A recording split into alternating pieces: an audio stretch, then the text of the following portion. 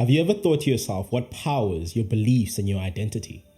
Because the question, who am I, has been a question that has been asked by humans since the beginning of time. And to uncover that truth, you have to self-reflect, and you have to look within, and you have to find the answers by digging deep into your true self. And self-reflection requires a deep understanding of human nature and your intrinsic qualities as a human. You have to know the way your primal nature and instincts were psychologically evolved to act and to behave. Because the question of who am I stays unanswered to most people, they tend to lead themselves in a destructive direction, and they tend to adopt destructive habits and patterns. And once you fall deep into these destructive patterns, it shapes the way you think and it shapes the way you act and your reality. Even relationships get affected by the patterns that you've given to yourself. To uncover this question, one has to look within and dig deep into their primal nature and ask themselves what drives us all naturally. Because that is the first step to uncovering the truth and uncovering the power of belief. You have to come to an understanding that what drives human nature mainly is acceptance. And this was wired into our nature and our psychology because at heart and at core, we are all social and tribal creatures and tribal animals. We all have a sense of belonging and the desire to be accepted because that is what historically kept us safe. The more we stuck into groups, the more we can actually hunt better and the more we can actually get what we want better because it was safer to move in a herd. And this can sometimes create a sense of false belonging, for a lack of better words. And this drives us to alter our beliefs and perceptions depending on what group or what social tribe we're working with at the moment or at that time. The way I like to think of belief is your mind, which is your conscious thoughts, displaying the piece of information that it's detecting from your subconscious mind. Your subconscious mind is a database, an infinite database filled with information.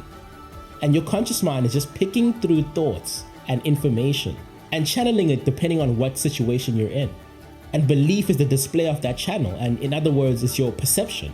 Have you ever noticed that when you want something like a certain car or a certain watch or a certain item, you start seeing more of that item and you start seeing more of that car because your mind is tuned into that channel of that certain situation. So that car keeps on showing up, not because it wasn't there before, but because you're tuned into that certain channel now. And that is what your mind does on a daily basis. It tunes into certain channels. And it's up to you to direct the channel that it's tuning into. And the more you focus on one certain thing is the more that it will actually manifest into reality. Like if you tell yourself you're depressed, you're going to end up depressed. And if you tell yourself you're happy, you're going to end up happy. Whatever you tell yourself is very powerful. Even the Bible says, life and death are in the power of the tongue. So you have to tell yourself good things because the more you talk, the more you create. So you have to talk to yourself and tell yourself good things, things that will build you, things that will actually make you better because your brain cannot differentiate a truth from a lie. If you tell your brain a lie for a long enough time period, your brain will start to think it's the truth. Because all it is to your brain is just a thought. And thoughts have weight and become reality. When you tell yourself good things like telling yourself that you're proud of yourself, telling yourself that you're happy, telling yourself that you're confident, it will manifest into your reality and it will start to change the environment that you're in. The environments that you're in are largely influenced by your thought patterns. And you are in turn also largely impacted by your environment. Like the people that you're always around. You are the average of the 5 people that you spend the most time with. So that environment can affect you in good and bad ways. I learned that the hard way by actually getting into habits that I didn't think that I would ever be in. Like developing a weed habit because I used to hang around people that actually did those things. So it actually largely influenced me since I was around that kind of energy and that kind of environment. And that is not even putting blame on anybody because the actual nature of it is that I was aligned with that environment, which is why I ended up there. I was in line with the environment that had people who were partaking in that action. So I ended up in that environment because my energy was tuned into it.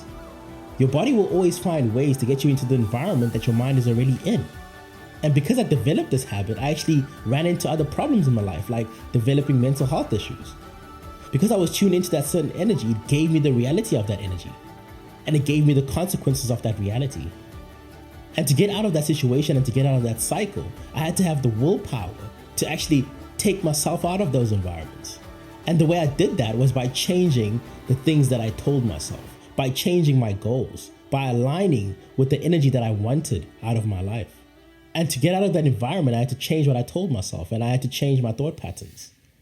That in turn changed my beliefs, and my beliefs in turn changed my reality and what I was experiencing at that time. So everything that you tell yourself and everything that you think in turn becomes reality. And this is who you are intrinsically. And once you know what drives you, you have to find the willpower to make you who you want to become. Either way, you become someone, but it's up to you to control who that someone is. Because we all have thoughts and we all have things we say to ourselves. But if you monitor what you say to yourself and you give yourself good inputs of information, it'll change your thought patterns and it will change your reality. I hope this video today made you realize that to find who you are, you have to know what you are intrinsically as a human and your desires and your drives so that you can use those drives as motivation to become what you really want to be. By feeding yourself good thoughts and by feeding yourself good information, by talking good to yourself, and by changing the environments that you're in. Because the environments that you're in can change your state of mind. Have you ever noticed that when you're in a dirty room, your mind feels cluttered and it doesn't feel like it has space? But when you clean that room and you clean that environment, your mind becomes free and it becomes clear. That's because your environment has a lot of influence into how you think and how you act and how you feel even.